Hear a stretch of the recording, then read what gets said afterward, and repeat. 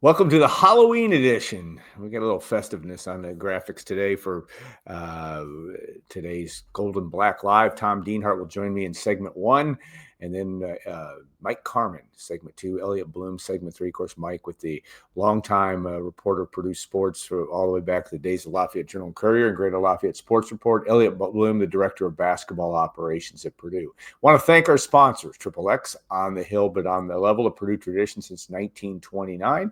And State Farm agent Trent Johnson. We appreciate their sponsorship of this show, and of course the good folks at WLFI for making this happen. So we appreciate everybody there as well. All right, we'll bring in Tom Dienhart, talk a little with the dancing skeleton here. Yeah. We got Halloween version, and it is a little bit that way for Purdue right now. It's a spooky time for the Boilermakers after a rough October, and the calendar will turn to November when Purdue plays Michigan tomorrow. Tough road to hoe for Purdue here for the rest of the month of November. The hill is steep, Alan Carpet. Yeah. The hill is steep. One way to put it. Yeah, over October. We talked all last month about the opportunity that loomed in October for Purdue, right? The trip to Minnesota, the trip to Northwestern, the home game against Rutgers. Some of us even opine maybe, Alan, maybe Purdue could win all three. Yeah. Certainly they could win a couple, at least maybe one, for crying out loud. Well, turns out Purdue wins none of them. So here we are, 2-6, staring at the real possibility of going 2-10, losing your last 10 games. Purdue's been close. That's sort of been the story this year. They certainly are better coached. They're prepared. They try hard. They deal with adversity well, but they just can't seemingly get over the hump, Alan. It's maddening to fans. It's maddening to message board posters, as we know, because the world's all about message board posters. But they can't make those 4 or 5 key plays. It seems like that can really swing a game for them. So will it happen in November? The odds are long, Alan. A 21-point underdog Saturday in the Big House. It's going to be a prohibitive underdog in all these games. So we'll see if Purdue can keep fighting through this real tough stretch of the season. Yeah, and that's going to be the storyline. It's not necessarily whether you can get the job done. It's how you play. And I think one of the big storylines will be, certainly after this season, it's about roster retention, development, getting the right guys on the bus. I would think that this next 4 weeks, if anything, will be there'll be a lot of motivation for guys to show what they can do, and Barry Odom and staff for their need to evaluate if they've got the right guys. Mm-hmm. What do they have to do as they head into 2026? Yeah, that's got to be the big key, I think. It has to start with roster retention, I think, and a lot of people think that way, Alan. You're better off keeping guys you want because they already obviously know your system, and you know what they're all about as players and as people, most importantly. So, Dubs talked often about the sophomore class at Purdue, and that's sort of like a core class. Maybe they can build around. Well, can they keep some of those key sophomores, Alan? The Nitro Tuggles, Charles Correa, Joey Tanonas of the world. Can they keep those guys? Ryan Brown's a sophomore too. Yeah. So that's where it's got to start. And then you got, obviously, if you need needs, it's like you and I, we go out shopping, right? To fill out those needs on our shelves that are empty right now. And will Purdue be as aggressive this year as they were last winter, Alan? 50+ transfer portal additions, 54, I think, the most in America. Will the need be that great again, Alan? That's going to be fascinating. And maybe most fascinating, Alan, to back up a little bit, I talked about Ryan Brown. Yeah. What are they going to do at quarterback in 2026? You and I are already turning the page, right? Yeah. Barry Odom, don't listen to this. Yeah. You and I are already wondering about what's going to happen at quarterback. Are they going to keep Ryan Brown? Are they going to keep rolling with Ryan Brown? Or are they going to go out and try to maybe get an upgrade? So a lot of interesting questions that are hanging over the program before we've even finished this 2025 season. Yeah, and you want to obviously set stale. Barry Odom is not. I think the last thing he's doing is throwing up his hands and saying we can't do this. He's got to, no question, they've had to deal with a disappointing October, and that was a storyline that you well documented. That there were games that were there to be won, but it is that you've got to figure out a way to move forward. Is schedule like next year. on paper, in some ways, at least conference-wise, is a little bit more favorable. That's, again, looking ahead. But Barry Odom's just got to get a winning way, get guys that are there that can make winning plays, and we've seen that in the Minnesota and Rutgers games where you had chances to win. You just needed one play, one good thing to happen. There's some maybe bad luck at the end of the Rutgers game and in the last fumbled by Ryan Brown, and of course Purdue did itself in a couple different cases as well. But they're not that far away from really, if they were 4-4, we'd all be thinking a little bit different about where things are. Yeah, 4-4, we'd probably be throwing a parade down Northwestern Avenue. Yeah. Yeah. With you leading it. Right. But yeah, it's been tough. Rutgers made a play right at the end. They caused the fumble on Ryan Brown. Give them credit, right?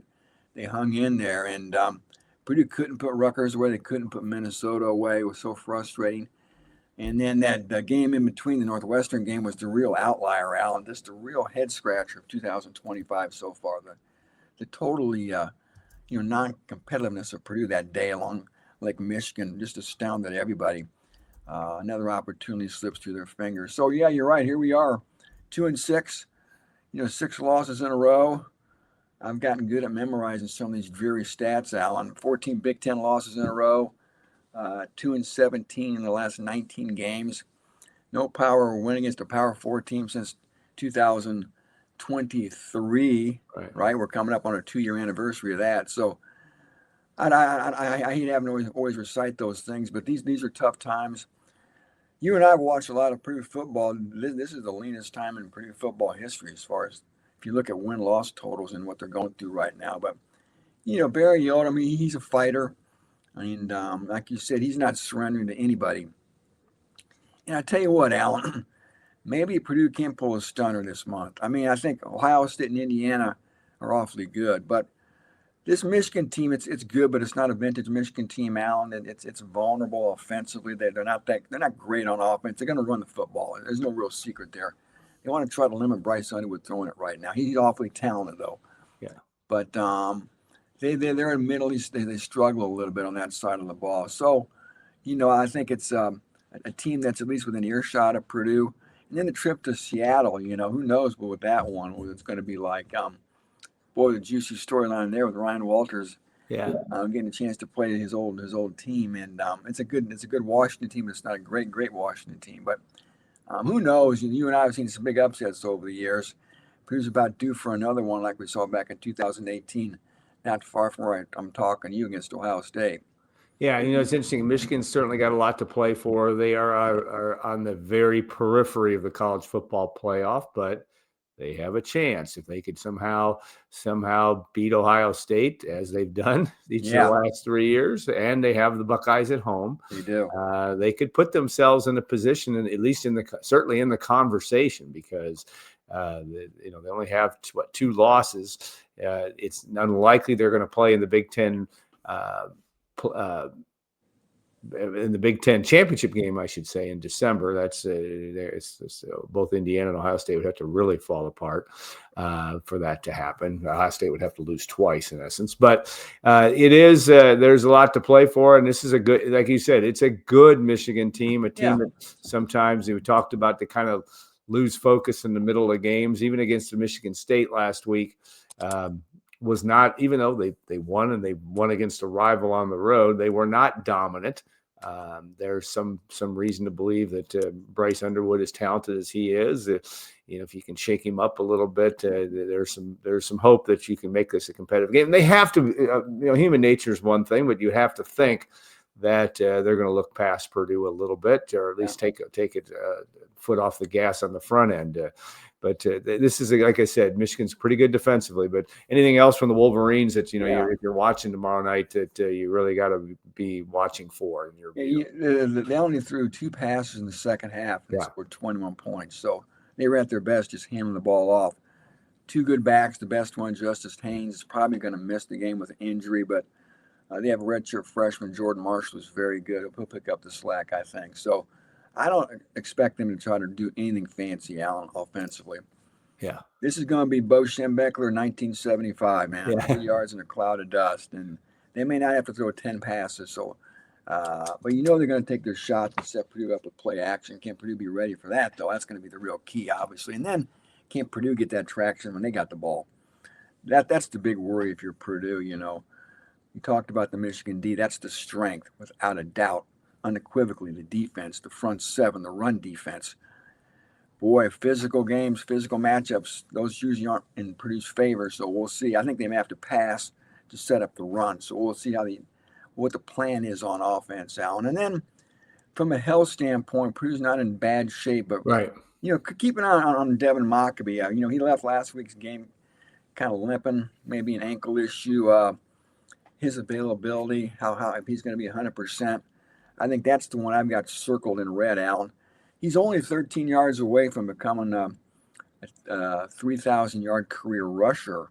I think about the fifth guy if he eclipses that on Saturday to achieve that milestone at Purdue. So Mockabee, I think maybe there's a chance we finally see number 8, Denylon Morissette, the wide receiver, has yet to play this year. I think he's the best receiver around.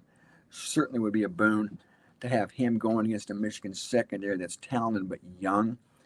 And then defensively, Miles Slusher. Of course, he missed last week. Hershey McLaren played in his absence and actually played pretty well. Yeah, he played well. Yeah, but I think Slusher's a cut above, so I think there's a chance he could be back. So otherwise, those are the guys I think to watch for. Nothing's happening with George Burhan anytime soon, but long story short, again, the health of Purdue, not too bad when you consider they're 8 games deep into the season. 8 games deep into the season, it has been for both squads a tale of 2 different programs right now, as it has been historically. You know, one last question we want to talk about Purdue in the Big House. You know, they haven't only won twice there since LBJ was president in 1966. But you know, it's interesting. They won 4 years in a row, if you can believe that. They've only won 5 times, but they won 4 years in a row at Michigan Stadium from 1963 to 66. And for the last 3, I think they were by a combined 5 or 6 points. So who was the Michigan coach then? Not Fritz Chrysler, Bump Elliott, I believe, was for most of the time. And of course, Purdue's head coach at that time was Jack Molenkoff. Bob Greasy was the quarterback for 3 of them. Never was beaten in Michigan Stadium. That's a pretty good thing. Kicked the winning field goal once. So it is possible. It's not likely. So that part of it is part of it. But it's a great venue, and I think for even your opportunity to go up there, it's a great place to see college football. Night, it'll be the second time. That's right. You were up there in 23 was a night game as well. Yeah. It's a great year. I think it's one of the best Big Ten towns. You know, I've been to all of them, and Ann Arbor's a great little downtown area there. It's just as much as I hate to admit it, it's kind of a neat place to wander around. A lot of good restaurants there too. All right. Well, have safe travels up there, and we'll look forward to your work. Make sure also programming note for those of you that Saturday simulcast, we'll keep Tom up late after the Purdue-Michigan game. We'll have our goldenblack.com Saturday simulcast on our YouTube channel and on our site, and we'll have some fun with that. So, Tom, safe travels. Thanks always for sharing some expertise as always, and we'll look forward to not only your work after the Michigan game, but for the rest of the season. All right, we'll take a 2-minute break, and we'll have the opportunity to bring in Mike Carmen, somebody that Tom and I both know well. We'll talk a little Purdue basketball, women's basketball, men's basketball, a little football, and then Elliot Bloom will join us in segment 3. So stay tuned. We'll be back in 2 minutes on Golden Black Live.